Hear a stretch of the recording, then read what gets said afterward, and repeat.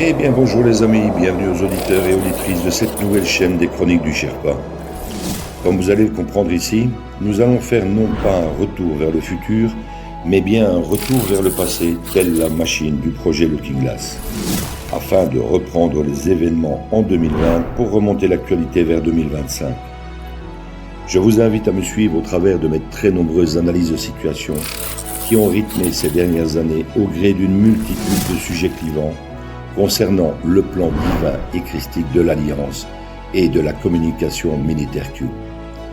Du nouvel ordre mondial mort-né au nouveau monde et à l'âge d'or qui se profile à l'horizon, vous comprendrez un peu mieux ce plan militaire américain au travers de plus de 155 analyses écrites en temps réel et éditées en podcast par une très belle équipe d'âmes éveillées.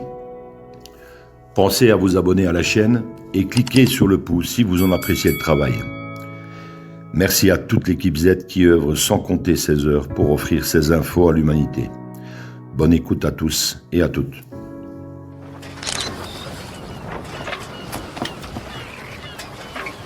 Where we go one, we go all.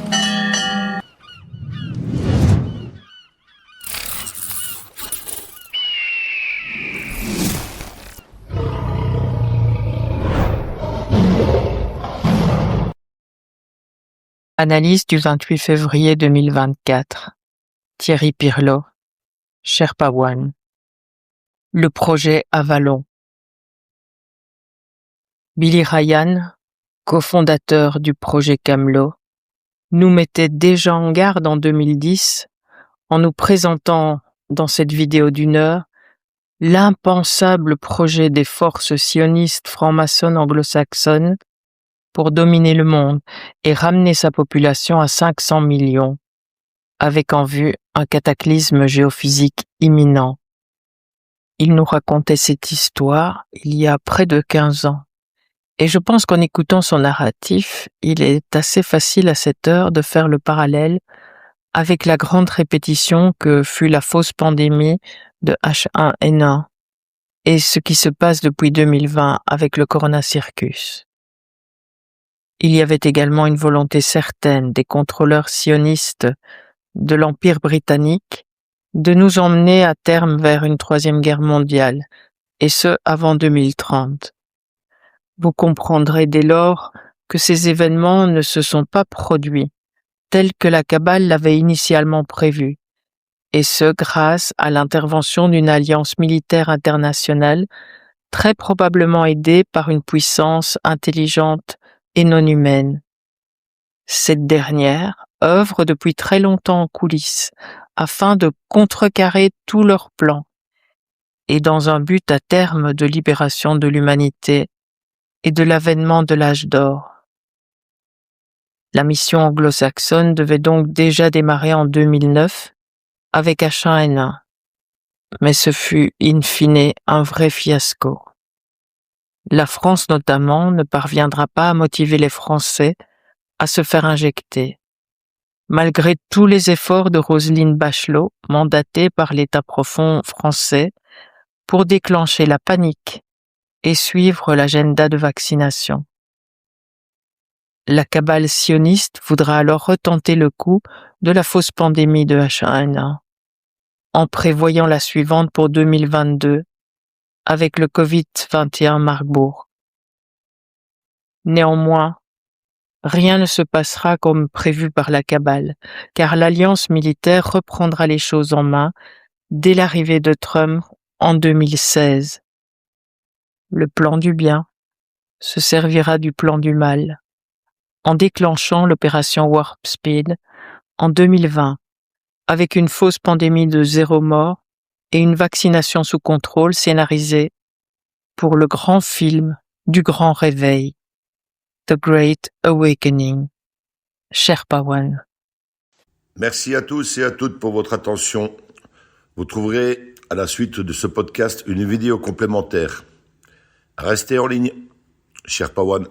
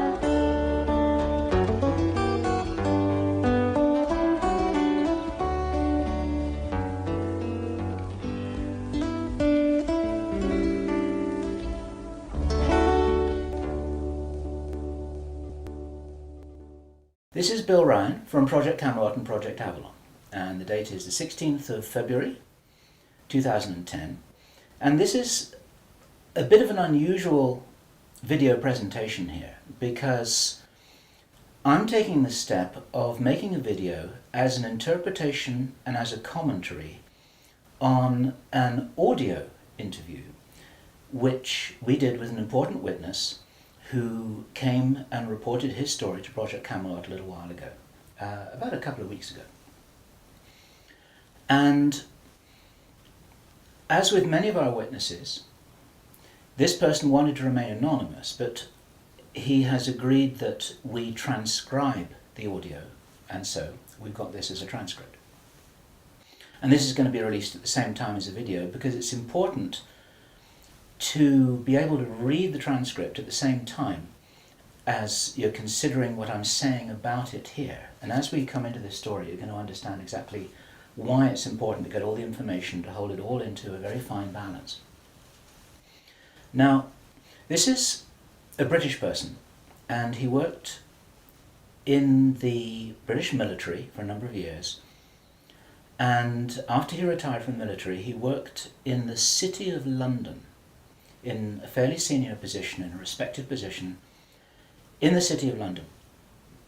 And for those people watching this video who don't know about the City of London, the City of London is it's like an enclave. It's like a financial enclave in the heart of London itself.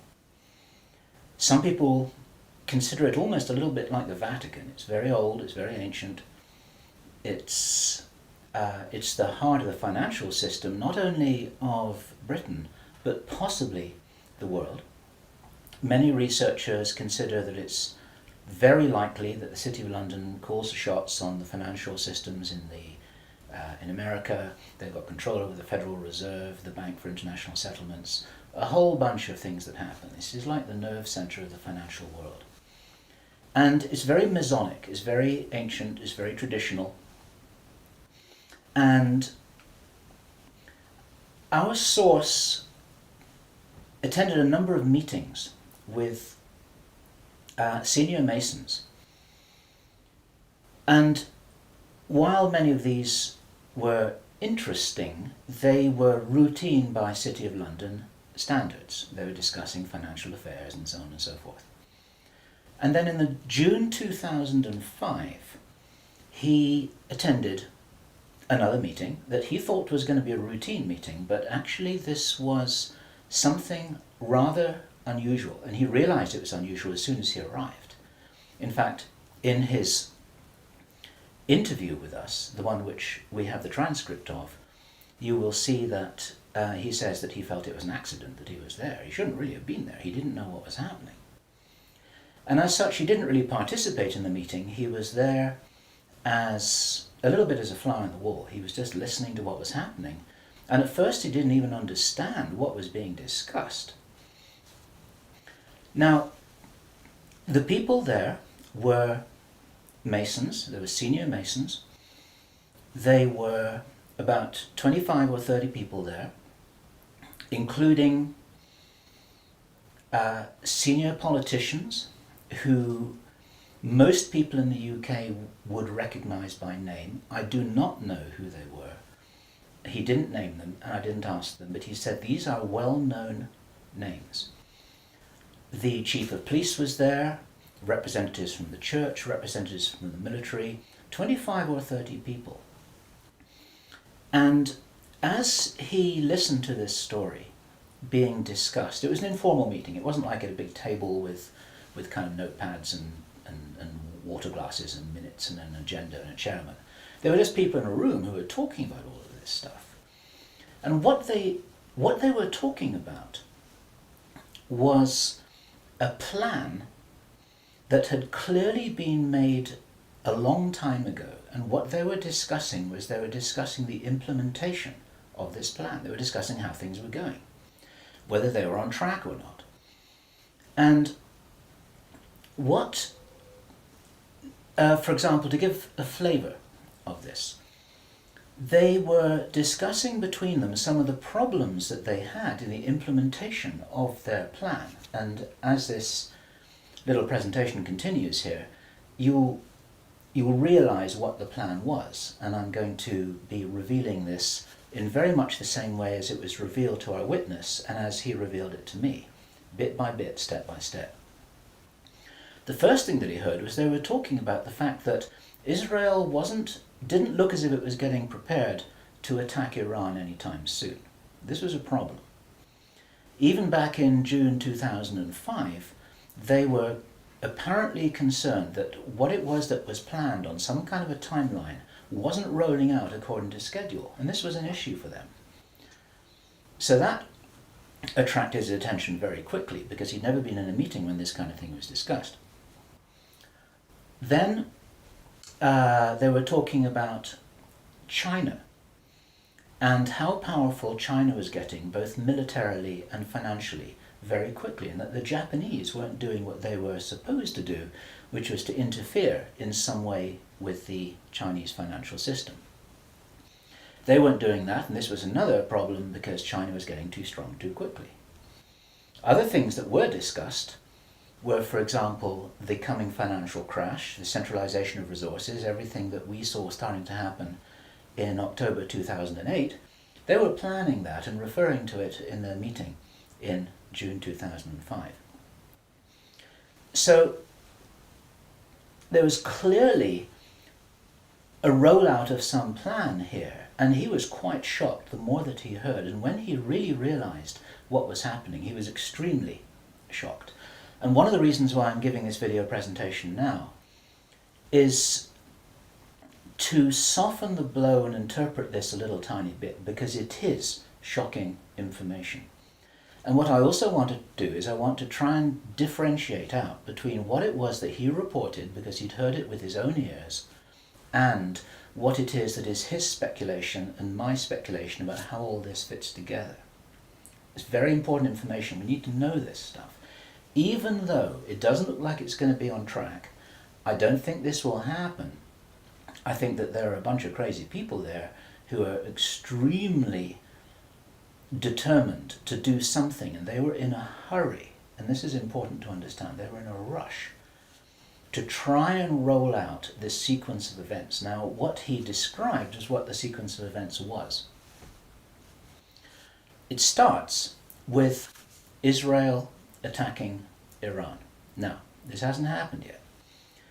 There have been a number of indications that there are forces which are trying to push this into happening.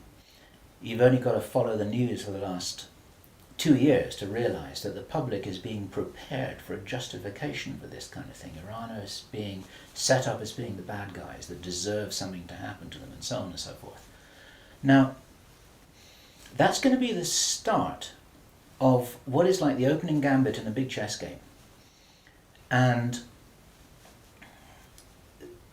the plan is to provoke Iran or China to retaliate. And our guy, our source, who is a military man, is privately as convinced as he can be, although this has never been made public and this is not publicly known, that Iran does have nuclear weapons. He believes that they have been provided by China behind the scenes. And all of this is intended because it's all right with these controlling forces that Iran has nuclear weapons, because they want them to be used. The plan is for either Iran or for China to retaliate after Iran is struck with a nuclear weapon. At that point, there will be a limited nuclear exchange in the Middle East, followed by a ceasefire. He heard this being planned in this meeting. This is being choreographed. It's like the script for a movie. This is exactly what's intended to happen. And during this time, the other thing that's being set up for this, and many people watching this will be aware that this is being set up in the background. We've had a lot of information about this from a number of good researchers from many countries who are reporting this on the internet, that things are being set up in many of the Western countries for there to be heavy controls over populations, martial law, increased powers on security forces who are not just the army or the police, but in Britain, for example, our source said that he absolutely knew personally for a fact, that a very large number of private security people, their powers were being increased to give them the ability to arrest people, the ability to detain, the ability to handle riots in streets. And here we're talking about just regular people working in private security, people who give the parking tickets on the streets. Their powers are being increased in the same way. And last year we heard President Obama talking about how he wanted to have a sort of national guard at home in America ready to handle this kind of thing. There are a lot of indicators that this is being set up.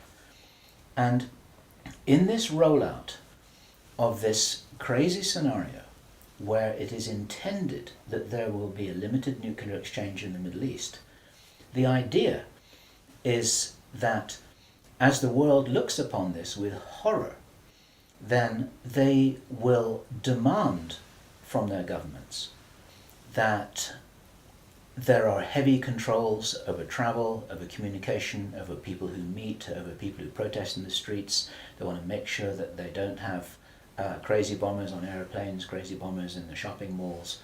They want to make sure, and because people will be driven into fear by this, they'll request and demand and insist on heavy controls from their governments, which will be justified. And this is where you're going to kind of get the martial law situation in all the Western countries. It's intended as a justification. All of this is just the start of something, because this story gets much bigger, and it's pretty horrifying.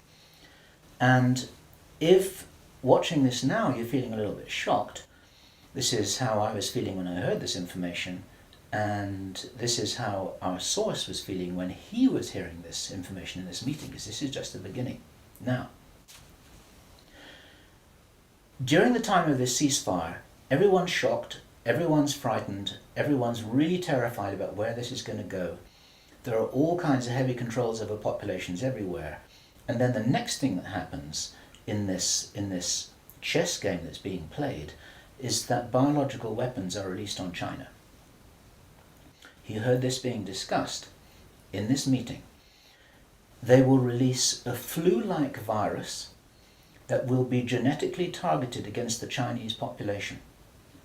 It's racially targeted against the Chinese people. It's designed to spread like wildfire and to knock out a large number of the Chinese people. And these people in this meeting were laughing about this. They said, China will catch a cold.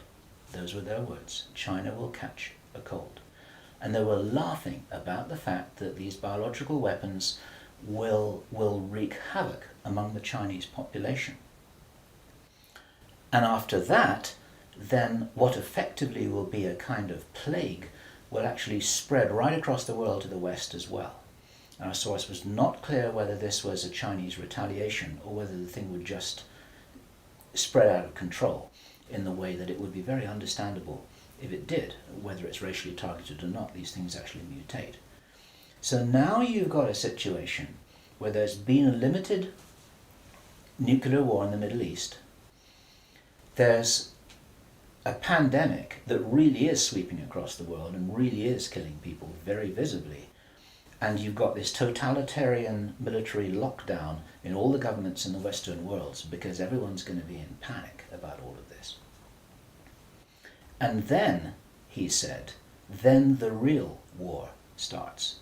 Something that would be justifiably called the Third World War, with a much more major nuclear exchange. And at this point, I asked him, is this just about population reduction? What is this about? Why are they doing this? Why this insane Dr. Strangelove plan for just unleashing all of this stuff on the world? Why do it? Now, as our conversation went on, I started to find answers to those questions. Now, some of this is speculation. I want to share this speculation with you because it's important enough that we work together here to figure out what's going on. And there are some clues, there's some very important clues that I'm going to present to you here in this video. He said, absolutely, it's about population reduction. So I said, well, in this meeting, did they mention any figures? And he said, yes, they did, 50%. Half the world's population. This is planned as per the Georgia Guidestones. For those of you who don't know what the Georgia Guidestones are, it's a stone monument in Georgia in America that was erected anonymously a number of years ago. It's in 8 languages, and it's like an Illuminati manifesto for a new world, as it were. And just hold that thought about this being a manifesto for a new world. This is an important concept here in what I'm presenting. One of the key parts of this manifesto for this new world is that there should be a population of 500 million people. Now, 500 million people is an enormous reduction from the nearly 7 billion that we've got at the moment. That's pretty much 95% of people who would no longer be on this planet. And 50% is a step towards that. And there's a reason why they're doing all of this. There's a reason why they're in a hurry. There's a reason for this insanity. And when he was explaining this, then he said that they have a name for this plan. This project has got a name. And I said, well, what is this name? He said, it is called the Anglo-Saxon Mission. The Anglo-Saxon Mission. Now, I'd heard that before. It was something historical, I think, to do with the Crusades quite a long time ago. But I hadn't heard it in the present day context, and neither had he. And later on, as he continued to tell his story, I began to understand what I thought this might be about. Hence the title of this video, and the reason why I want to share this information with you, because we need to work together to figure out what's going on here. It's extremely important to understand. There's a plan, I believe, that Hitler would be proud of, which is so evil, it's so Machiavellian, it's so hard to face up to, it's so unbelievable, that I need to put it on the table for you so that you can consider whether or not this might be a possibility. The plans that I've been describing are definitely a possibility because he heard them with his own ears in this meeting. Everything I've described up until now, up to and including a major outbreak of hostilities after the limited war. So the sequence is as follows. The planned sequence is as follows. Israel attacks Iran, then there's a ceasefire, then during which time there is heavy governmental military controls over populations in all Western countries. Then China is attacked by a biological weapon. It's a flu-like disease that spreads like wildfire. This goes all over the world, and then they have a major Third World War. And then, by this time, 50% of the population will be destroyed. And not only because of the war or the plague, but because, as many of you watching this will understand, the infrastructure goes down in situations like this. There's no food in the supermarkets, there's no gas in the pumps, the telecommunication goes down, there may not even be water coming out of the taps. People are kind of thrown back into a Victorian era without the facilities to handle this, because most people don't have their vegetable gardens, they don't have their horse and cart, they're not able to survive in the way that we used to be able to. We're very, very vulnerable in our technological advancement. We're extremely vulnerable, and of course the controllers know this. At this stage, our source was speculating about why are they in a hurry? Why do they want to do this? And there's a sort of heavy irony here, which is like, I was saying, well, if you're going to plan the Third World War, then why not take your time over it and get it right and do a really good job? You can, this could be in 20 years' time or 30 years' time, it doesn't really matter. Why is there in such a rush? And our source said that he felt, from inside information he's continued to receive, that this is still timed for something around 18 months from now. And that puts it around about the middle of 2011. He doesn't know this for sure because these events aren't calendar driven, they're actually event sequence driven. In other words, this has got to happen before that happens, and then after that the next thing can happen, then after that the next thing can happen. So a whole lot of things have got to be in place before all the dominoes fall over, so to speak. And they seem to be behind schedule in some of this. There are some planned events that definitely haven't happened. One of the things which I remembered when I was hearing this story was that our source, Henry Deacon, and many of you who've watched Project Camelot videos and read their reports for the last 3 years will know that when we met Henry Deacon in 2006, he said that in his own inside information was that there would be a war against China in 2008. Now that didn't happen. And all this time, at that time it didn't make any sense, and even now it didn't make any sense. It's like, well, all right, but why do this? Why do this?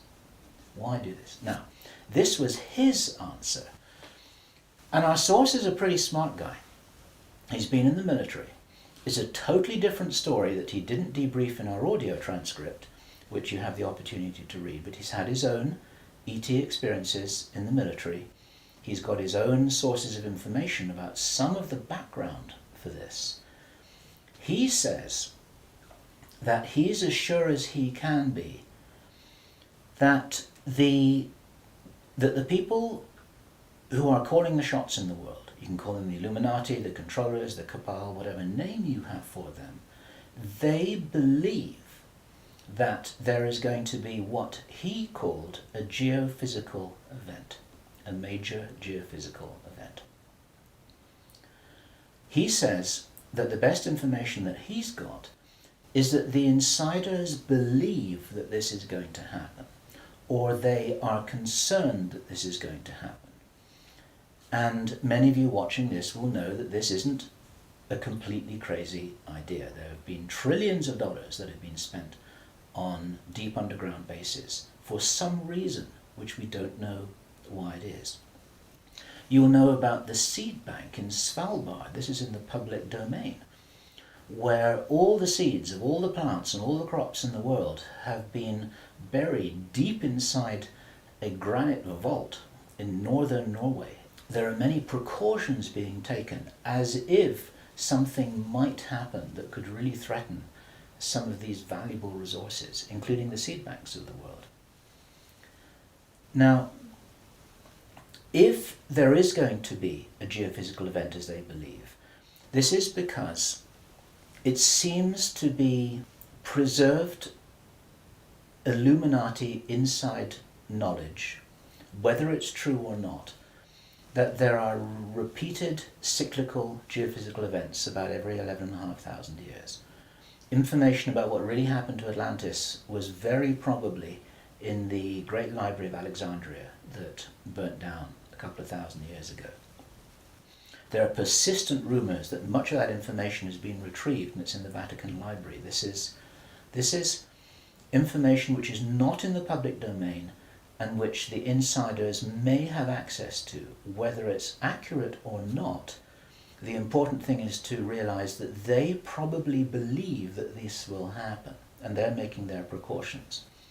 And this might be the justification for this insanity that we've just heard about in this plan. Consider this. He said, if there's going to be a major geophysical event, something like a pulse shift, maybe it's Planet X, maybe it's some kind of energetic phenomenon that the solar system is going to be moving into, that's going to somehow destabilize the Earth or the Earth's crust in some way. We don't know. But if there were to be a major emergency like that, something that would actually make a war look very inconsequential, the thing that will help the human race to survive it, or will help parts of the human race to survive it, is if there is already emergency preparedness in place before it happens. In other words, if you knew that there was an emergency coming, if you knew, for instance, that there's a hurricane coming in to hit your city, then you put all the emergency preparedness in place beforehand. You have the troops ready, you have the infrastructure ready, you have the military ready, you have everything that you need ready to handle this situation so you can respond and react and recover in the best possible way. Our source suggests that the reason for this whole Third World War scenario is that then the Western governments, with the Chinese out of the way, will be in a state of such totalitarian control of their own population that they will be best equipped to recover and rebuild the new world after a cataclysm. And he thinks that this is what's happening. And I have to tell you that this terrible logic makes sense to me, that they would think that way. I'm not for a moment agreeing that this will happen. I think this is wild, crazy stuff, but if they believe that it's going to happen, then this could be their justification for this kind of plan that we've heard about is really being discussed. And this now is my own speculation right now, which also makes sense to me. And I invite your comments and your thoughts about this. We need to work together to figure out what's happening here. It's called the Anglo-Saxon Mission. What that told me was that the reason for the name is because this is a white racist agenda for the inheriting of the new earth. It's a plan that Hitler would be proud of. If they think that a new earth needs to be rebuilt, a new world, think of that little phrase there. If a new world needs to be rebuilt after a cataclysm, they want the Anglo-Saxons to be doing it. They don't want the Chinese to be doing it. They get the Chinese out of the way first. And then the Anglo-Saxons will inherit this new world with the other nations, the Asian nations, the African nations, the South American nations. Presumably, it is assumed that they won't have the resources to be able to handle the situation in any kind of a way that gives them the strength to recover after whatever it is that they think is going to occur. So there are several other parts of this which also fit, and one of the reasons why this is an important presentation to make personally is my own personal thoughts, because up until now I've been following a lot of the well-founded research on these sorts of agendas. We've had our own sources of information over the last 3 years. But I've always had questions in my mind, like, why would they do this? War against China, why? Third World War, why? And suddenly, a lot of these things start to make a little bit more sense. It's possible, for example, that when we heard from Jordan Maxwell in our interview with him, which we did at the end of last year, 2009, he described to us how he had researched a number of repeating symbols and images that had been used ever since the time of Hitler, and even long before that, about the dawn of a new day. There's something very important in Masonic and Illuminati thinking about the dawn of a new day. And here we have possibly the reason for their belief that if you think about the possibility of a cataclysm, if they think this is really going to happen, the 2012 movie that many of you will have seen, after all of the flood and all of the earthquakes and tsunamis, then you've got these big ships sailing across a calm sea with the sun streaming through the clouds, and you've got the dawn of a new day, and the implication in that movie is that now those people will be able to rebuild the new earth because those are the survivors. It's the modern day Noah's Ark. It's possible that the dawn of the new day, that it refers to that.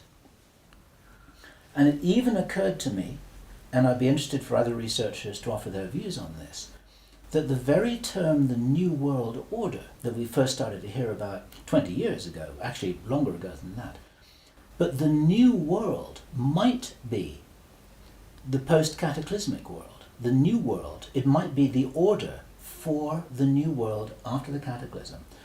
They may be planning who will inherit the new world. It may be nothing less than this. Maybe this is what the new world order is all about. It really is the order, the plan for the new world that they think is coming. They think this is going to happen. Now, I say again, it's very, very important to differentiate out all of this information here. I don't believe this is going to happen at all, but they might be doing something crazy to try and safeguard what they believe is their own interests. This is what we need to be aware of here. And what I want to do is I want to just state really clearly why there are profound reasons for not believing that anything like this is going to happen.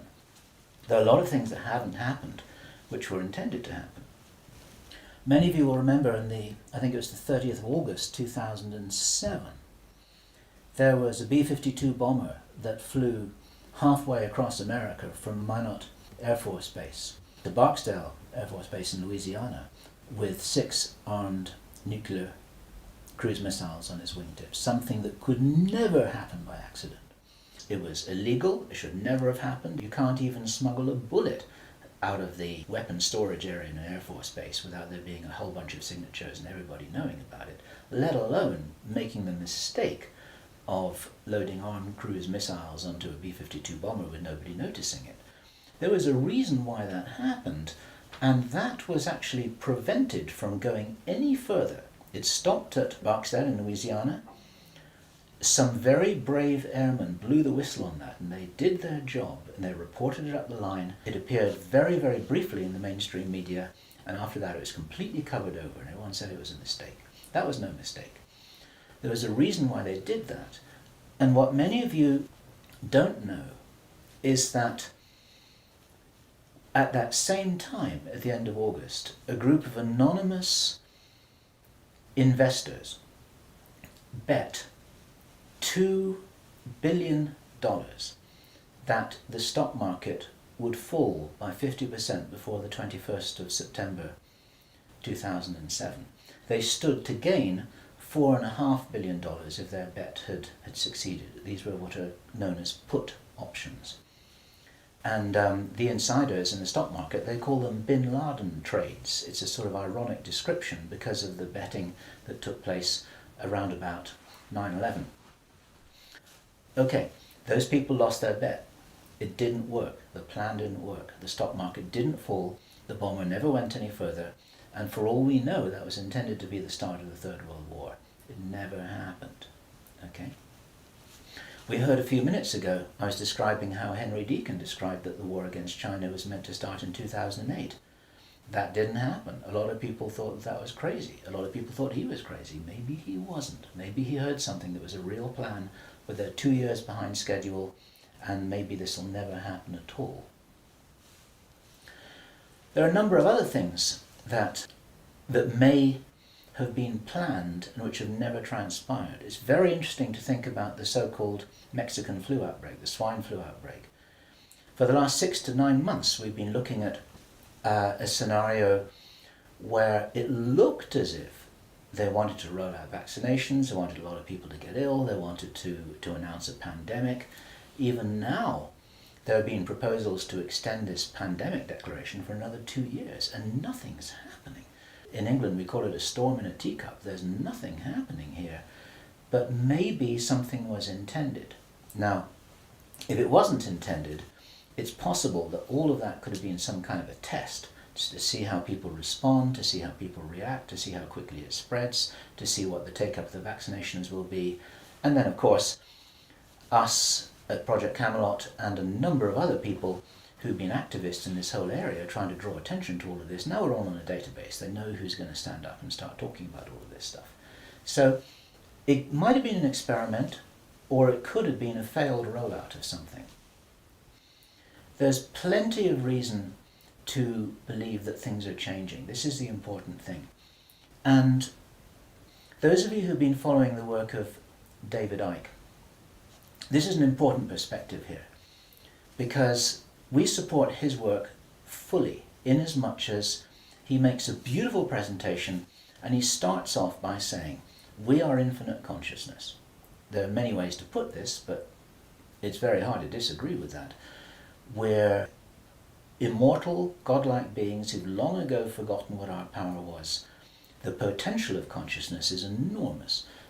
It's very important to realize that how powerful we are may be the single most important component in this whole picture that enables us to save the day. This may be what it's really all about. Admiral George Hoover, who died in 1998, he was in the Office of Naval Intelligence in the US Navy.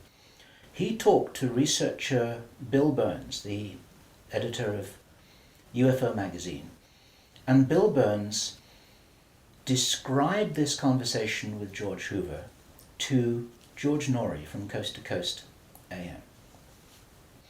And what Admiral George Hoover told Bill Burns was the biggest secret according to what the American Navy had found out.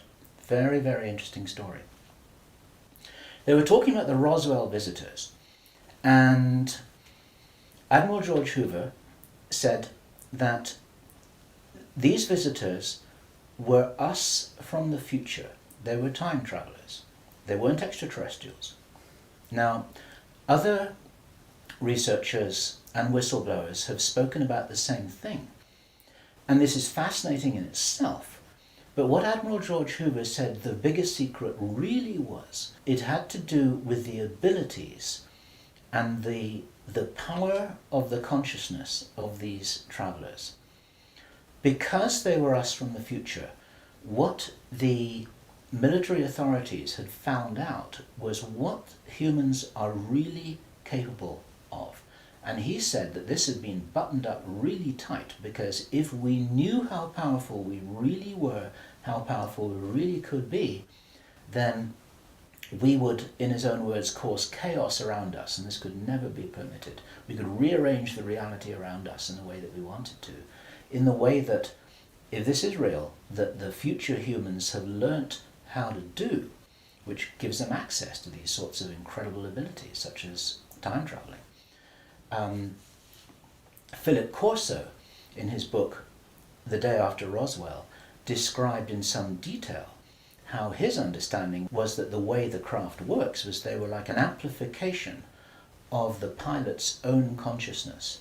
It was their consciousness, it was their ability to travel and bilocate that was amplified by the craft, and that actually all of these abilities are basically abilities connected with the consciousness of the beings themselves. And if they are us, this is the message for all of us here. We're being deliberately dumbed down.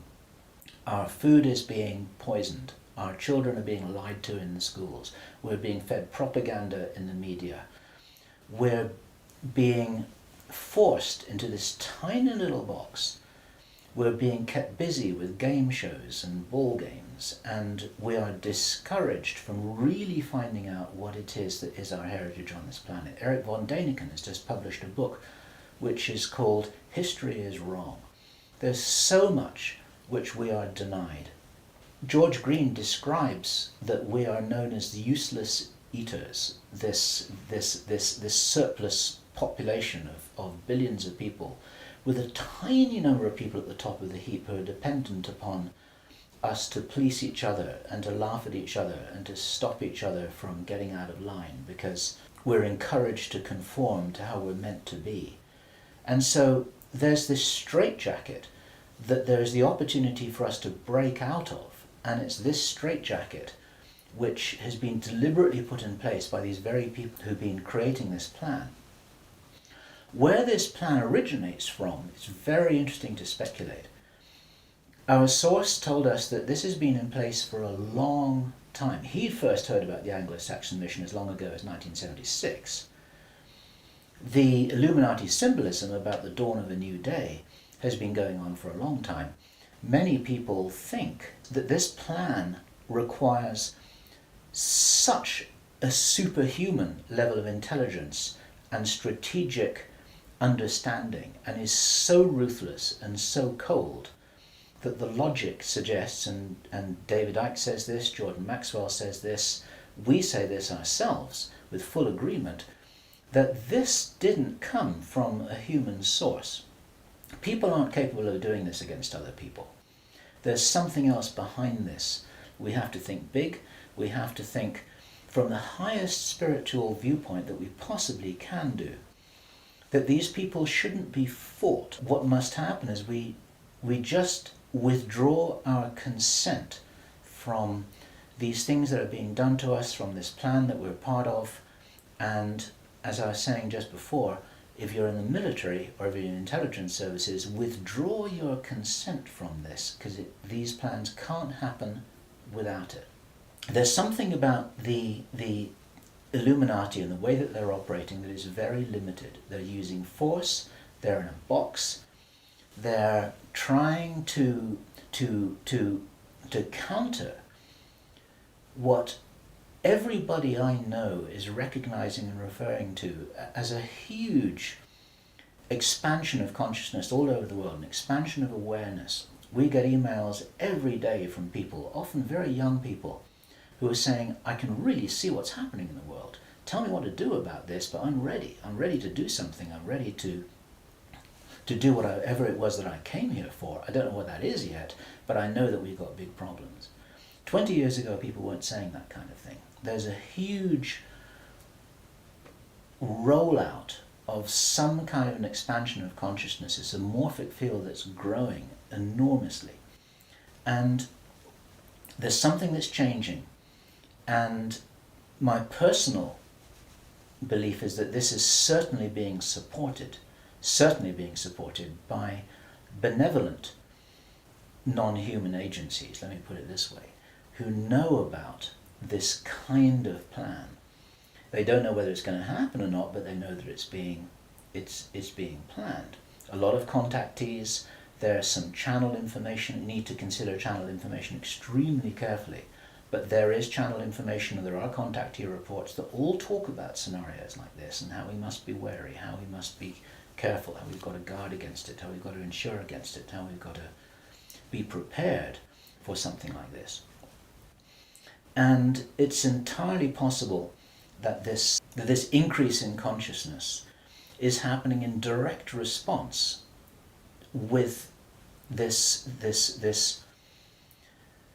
escalation of violent, forceful plans. It's like, as I've often said in my own presentations in the past, it's a little bit like a movie script itself, where you've got everything building up to a climax, so the forces of evil and the forces of consciousness just kind of getting ready for some kind of final confrontation. Now, I'm not trying to be biblical about this, and I know that this situation which I've just been describing is a little bit like the Armageddon War, but I do not believe that this kind of thing will actually come about. As I've said many times before, there was an interview which I did on Freedom Central, which you'll see on the Camelot site, where I say the single strongest reason that I have for not believing that anything is fixed, that we're all doomed, that anything really bad is going to happen, although I think we've got a lot of problems to solve, is because I wouldn't be here, and neither would you watching this now. I'd have incarnated on another planet. I'd have gone somewhere else. I'm not going to go and sit here in the firing line with no possible way of escaping. There's a job to do here, and many of you watching this will be aware of the fact that we're here to do jobs. It's what Dolores Cannon calls volunteers. We may be here for a reason.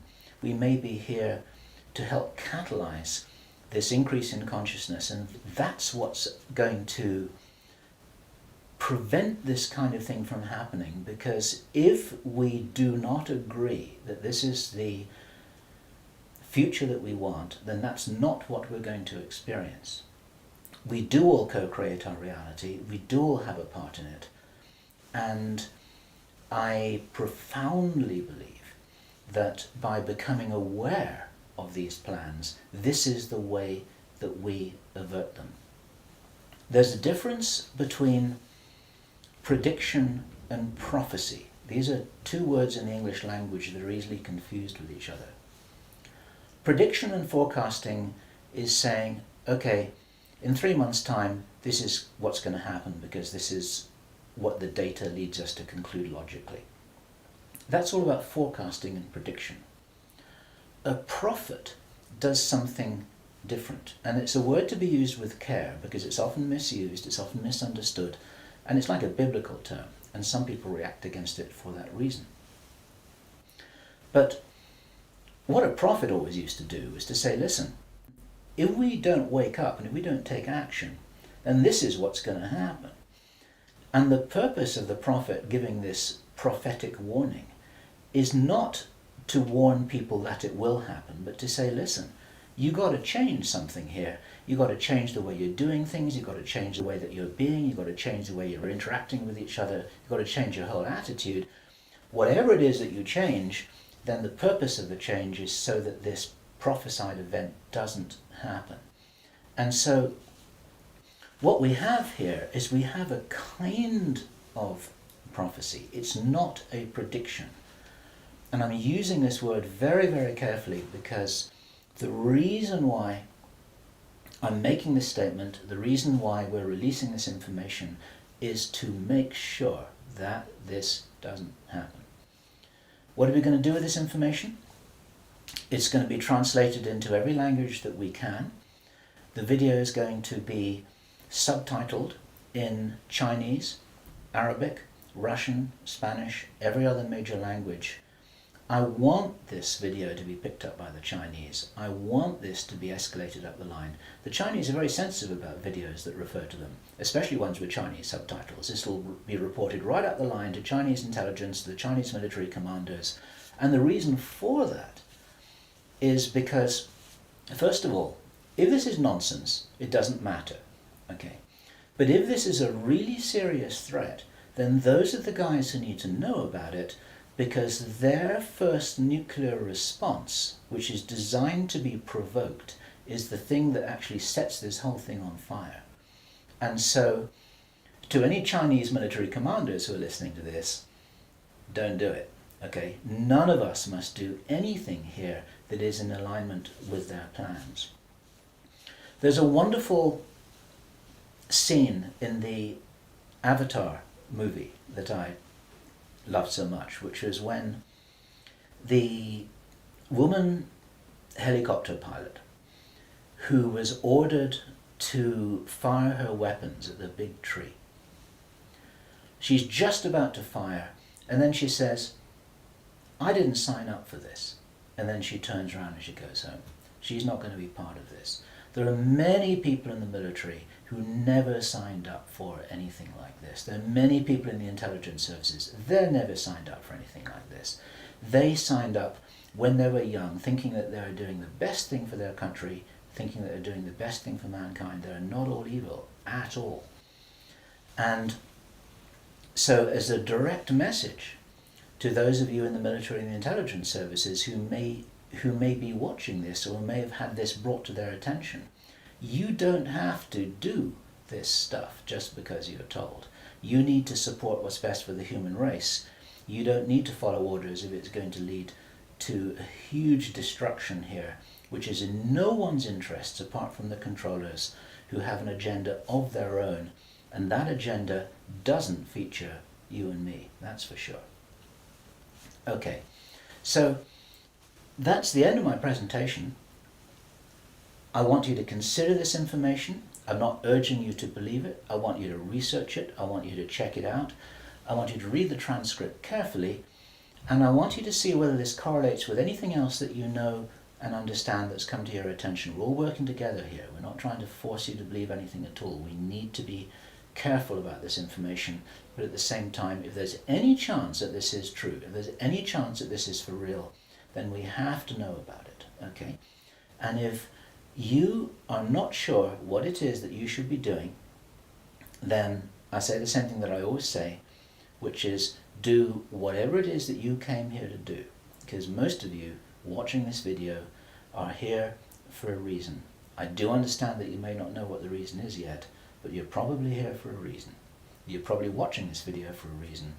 Do whatever it is that you came here to do. This is Bill Ryan. Project AVALON, Project Camelot. It's the 16th of February 2010. Thank you.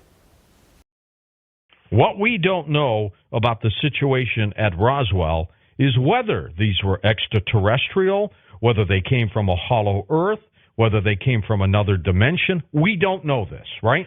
We don't. The only clue that I had was from this naval officer. He was from the Office of Naval Intelligence, ONI, called George Hoover. We've talked about him before, who said that he was the Corso of the Navy, and that the military believed, and he said he knew, that these entities were not so much interplanetary, but they were literally time travelers. And the big secret is that they were us from the future, and that we and they had the same powers, and that was the real fear of the government, that we had the ability to manipulate reality around us. We've always had that ability. We just didn't know how to use it. And if we ever learned how to use it, and we're not ready for it, we would cause chaos. And that was the big secret that the Navy eventually found out.